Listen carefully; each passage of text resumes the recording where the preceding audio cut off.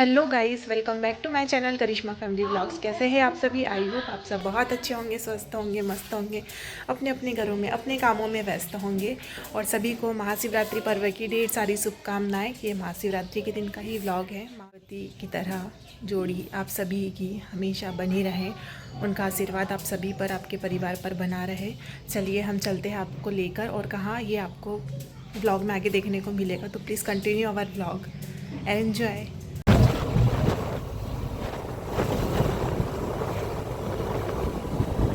तो गाइस, हम निकल चुके हैं जहाँ हमें जाना है। और सच कहूँ तो ना, व्लॉग की शुरुआत करने से पहले मुझे बहुत हंसी आई, क्योंकि जब मैं वॉइस ओवर कर रही हूँ तो मैंने खुद देखा कि देखो मैंने स्टार्टिंग में क्या बोला हुआ है। और आज अब होली आने वाली है, मेरा कितना लेट व्लॉग जा रहा है।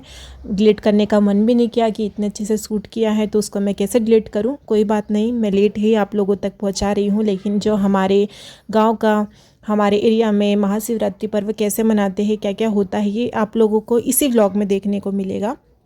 और हम लोग आ चुके हैं यहाँ तिलक सिंदूर, जो हमारे यहाँ पर महादेव जी बोलते हैं। और हर मंदिर की एक अपनी कहानी होती है, तो वही आपको आगे व्लॉग में मैं बताऊंगी। तो प्लीज़ आप लोग व्लॉग में बने रहिए। और जो हमसे नए पहली बार जुड़ेंगे तो प्लीज़ चैनल को subscribe, like and share, comment करना बिल्कुल भी ना भूलिएगा। तो हम यहाँ आ चुके हैं भोले बाबा के दरबार में, और यहाँ पर एलईडी लगा दी गई हुई है। जो भक्त, क्योंकि ऊपर बहुत भीड़ थी, बच्चे हैं जो नहीं जा सकते हैं वो यहाँ से दर्शन कर सकते हैं। लेकिन हम लोग गए थे, यही जाना, मतलब ये जो रास्ता था पहले वो ही जाने आने का था, लेकिन महाशिवरात्रि पर भीड़ होने की वजह से रास्ता चेंज कर दिया था। सोचा था आप लोगों को दर्शन कराऊंगी, लेकिन वहाँ पर पुलिस से बहुत लगी हुई थी, तो बिल्कुल भी कैमरा ऑन करने नहीं दिया। और वो बार बार अनाउंस कर रहे थे कि आपको कैमरा नहीं निकालना है। तो बस ऐसे ही पहाड़ी से चढ़ते हुए ये देखो दर्शन करवाती हूँ। और सबसे बड़ी बात इस मंदिर की है कि ये है ना पहाड़ों के बीच में बना हुआ है। और एक और मेन विशेष बात कि इस पर ना शिवलिंग पर सिंदूर चढ़ता है, इसलिए इसको तिलक सिंदूर बोलते हैं। मुझे नहीं पता, मैं तो खैर यहाँ पर नहीं हूँ इस एरिया में, जितना मुझे पता है वो आप लोगों के साथ शेयर किया मैंने। और यहाँ पर मैं ना, हम लोग अलग अलग लाइन में लग गए थे, तो मैंने दूसरी लाइन से दर्शन किए और सावी और उसके पापा ने दूसरी लाइन से दर्शन किए। और ये है डाकिये, इसको डाकिये बोलते हैं। मैं भी यहीं पहली बार देख रही हूँ। और ना ये लोग बहुत अच्छा डांस करते हैं, आप लोग देखिएगा, मन करता है इनको देखते रहें।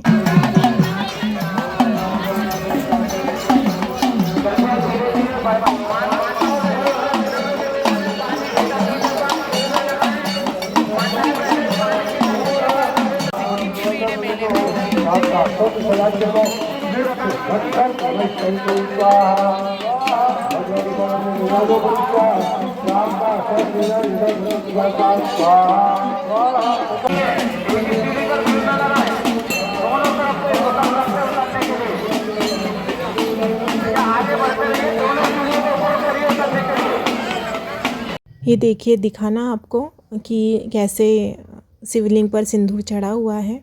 एलईडी में दर्शन हुए थे अच्छे से, वहाँ तो नहीं करवाने दे रहे थे। और ये पता नहीं किस वर्ग के लोग हैं जिनकी रैलियाँ निकल रही थी, पता नहीं।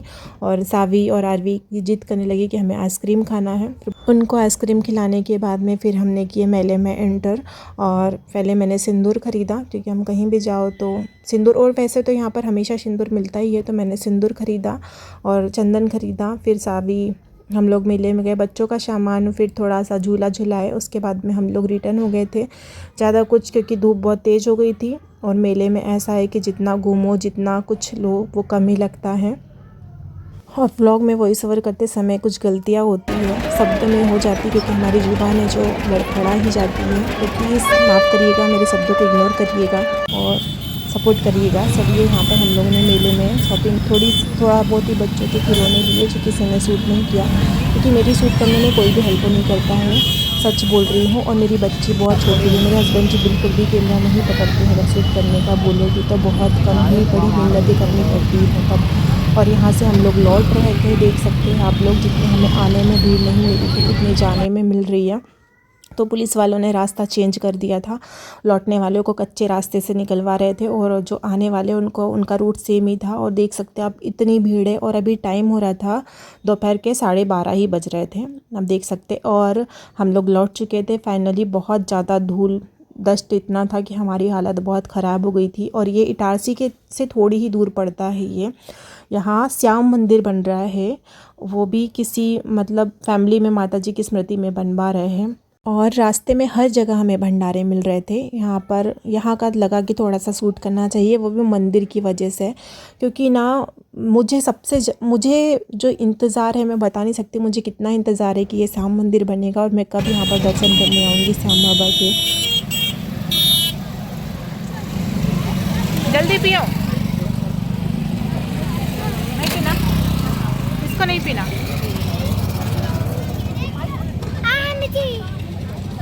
ये देखो, इसको मिर्ची लग रही है, इसको नहीं लग रही। तो गाइस हम आ चुके हैं मेले से और हमारी हालत देखो, हम गए थे कैसे और आए थे कैसे। गेट खोलो, खोलो। आप बड़े हो ना।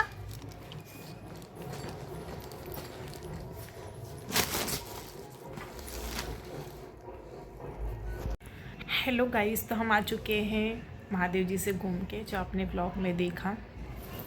और अब ब्लॉग शुरू हो रहा है। आज है मेरी देवरानी की बेटी का मुंडन और घर पे ही होता है। और फाइनली आप लोगों ने देखा कितनी भीड़ थी, कितनी मुश्किल से आए हम लोग, कितना रस था आज। और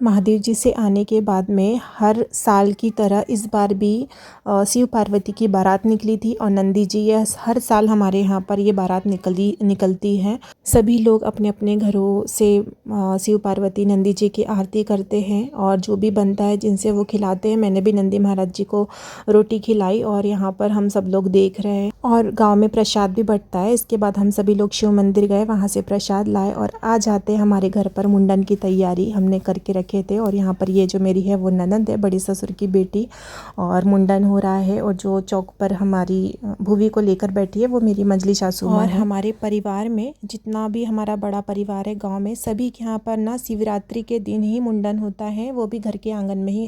इसी तरह से मुंडन करवाते हैं सभी लोग। तो बस यही है सभी।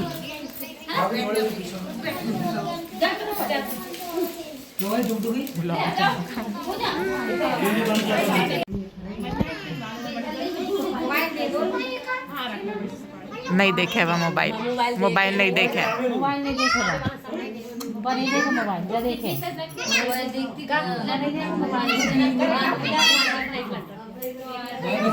और जो ये भैया है ना, इनको भी डर लग रहा था, ये शायद पहली बार ही बच्ची का मुंडन कर रहे हैं, वरना हमारी फैमिली में दूसरे दादाजी आते थे। वो शिवरात्रि में सभी लोग मेला जाते हैं, सभी व्रत उपास करते, बहुत कम ही लोग आ पाते हैं। तो ये भैया बहुत टाइम लगा और ये रो रही थी, तो फिर उसे लेकर मैं बैठी थी। मैंने कुछ देर मुंडन करवाया, फिर वो उसकी मम्मा की गोदी में करवाया। तो ऐसे 4 लोगों ने बड़े मुश्किल से उसका मुंडन करवाया था, क्योंकि जब बच्चे समझने लग जाते हैं ना, तब उनका मुंडन करवाना बहुत मुश्किल हो जाता है।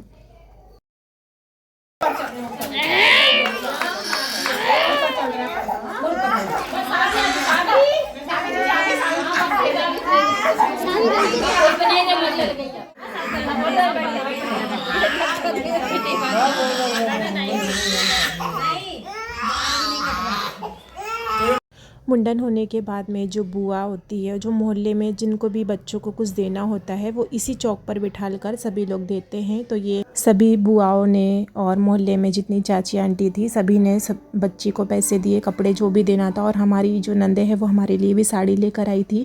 ये अंदर किसी ने भी सूट नहीं किया। और यहाँ पर हमारी दीदियों को हमने जो है वो रिटर्न गिफ्ट जिसको बोलते हैं ना, वो देना पड़ता है। सभी को साड़ियाँ देनी पड़ती हैं दीदियों को, लेकिन हमने इस बार साड़ी ना ला करके उनको पैसे दिए थे और उसके बाद में सभी में गुड़ फूटे बंटवा दिए। और आज का व्लॉग मैं बस यहीं पर एंड करती हूँ। मिलते हैं कल आप सभी से एक नेक्स्ट प्यारे अच्छे व्लॉग में। तब तक के लिए सभी को बाय बाय, राधे राधे, जय श्री श्याम।